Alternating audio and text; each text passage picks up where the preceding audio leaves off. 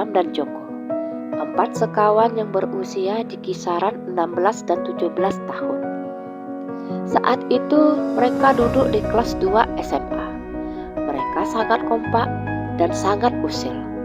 Saking usilnya, mereka bahkan pernah ngempesin sepeda motor salah seorang guru yang pernah memberikan mereka hukuman berdiri panas-panasan sambil memberi hormat menghadap tiang bendera selama 1 jam penuh.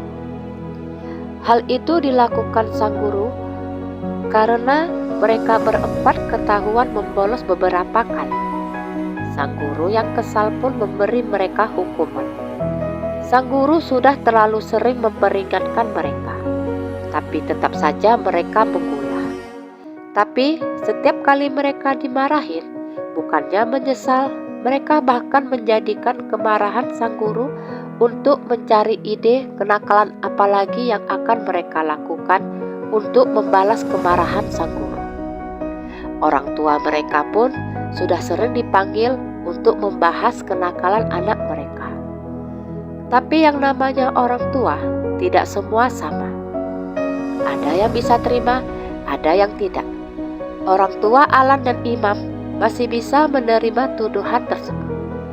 Dan mereka berjanji untuk lebih menasehati anak-anak mereka. Tapi tidak untuk orang tua Riko dan Joko.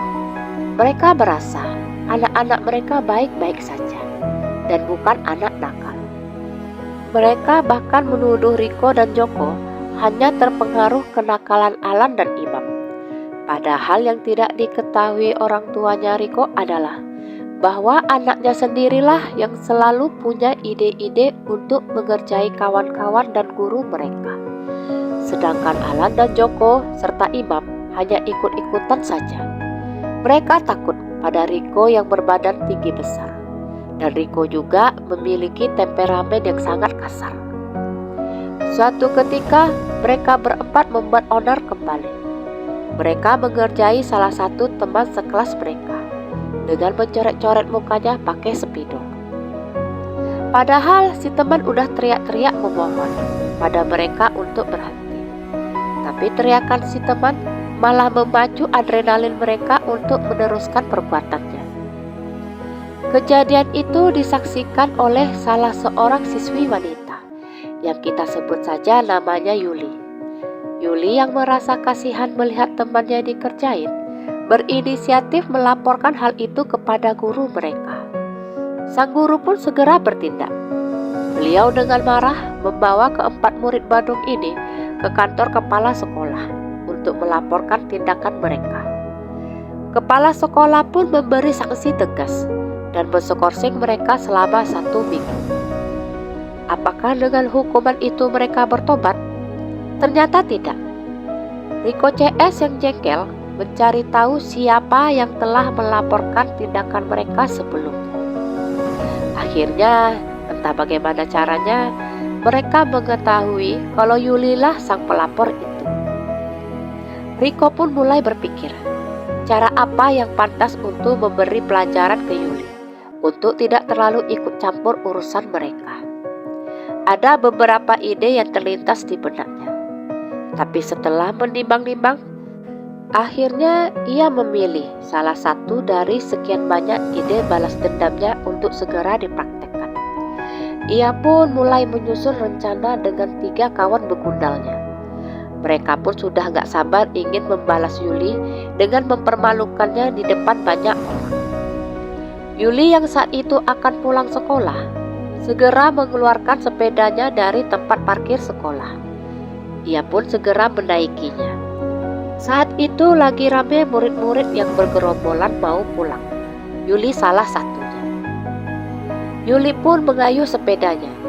Tapi baru beberapa kali mengayuh, tahu-tahu ada sebatang kayu berukuran sekitar 50 kali 10 cm menghantam jari-jari sepedanya.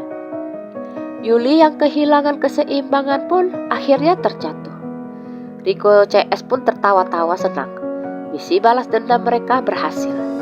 Yuli terjatuh tepat di saat kondisi sedang ramai. Keinginan mereka untuk mempermalukan Yuli pun sukses besar. Tapi yang tidak mereka sadari, Di saat terjatuh, kepala Yuli menghantam kursi taman yang terbuat dari batu. Hantaman tersebut sangat keras, hingga kepala Yuli pecah, dan cairan merah pun muncrat kemana-mana. Keadaan ramai menjadi keos. Murid-murid, orang tua murid, bahkan para guru menjerit panik melihat kepala Yuli yang sudah bersimbah cairan merah. Mereka pun membawa Yuli ke rumah sakit terdekat. Tapi setelah berbagai usaha dilakukan tim dokter, beberapa jam kemudian pun nyawa Yuli tidak bisa diselamatkan. Yuli pun dinyatakan meninggal. Meninggalnya Yuli disebabkan hantaman yang terlalu keras di kepalanya, sehingga menyebabkan tulang tengkoraknya pecah dan terjadi pendarahan hebat karena pembuluh darahnya juga pecah. Meninggalnya Yuli mengejutkan semua orang. Kepergiannya terlalu mendadak. Orang tua Yuli tidak bisa menerima kematian anaknya begitu saja. Mereka pun memilih melaporkan kasus tersebut ke pihak kepolisian. Mereka berempat mengaku sama sekali tidak ada niat membunuh Yuli. Mereka hanya ingin memberinya pelajaran dengan cara membuatnya terjatuh dari sepeda di depan orang ramai. Setelah disidang, mereka berempat hanya dikenakan denda dan sanksi sosial. Keluarga Yuli tidak puas, tapi mau bagaimana lagi? Itu sudah keputusan hakim. Dari kisah Riko CS, saya hanya ingin menyampaikan satu kalimat. Stop membuli dari sekarang. Yang hobinya suka membuli, sebelum Anda melakukannya, tolong Anda pikirkan apakah Anda ingin dibuli seperti yang Anda lakukan. Anda melakukan itu semua hanya karena ingin diakui orang-orang kalau Anda punya kuasa. Anda pun berani melakukan itu hanya karena punya orang-orang yang satu pemikiran dengan Anda. Toh saya yakin, begitu berhadapan satu lawan satu, nyali Anda pun akan ciut. Yang tidak Anda sadari adalah suatu saat perbuatan itu akan berbalik ke Anda sendiri, yang nantinya akan menimbulkan penyesalan. Dan di saat penyesalan itu datang, maka yang ada di pikiran Anda hanyalah kalimat, andaikan waktu bisa berputar kembali. Sekian kisah saya kali ini, sampai jumpa di kisah selanjutnya. Terima kasih sudah mendengarkan kisah saya. Jangan lupa subscribe, like, komen, dan share ke media sosial yang Anda punya.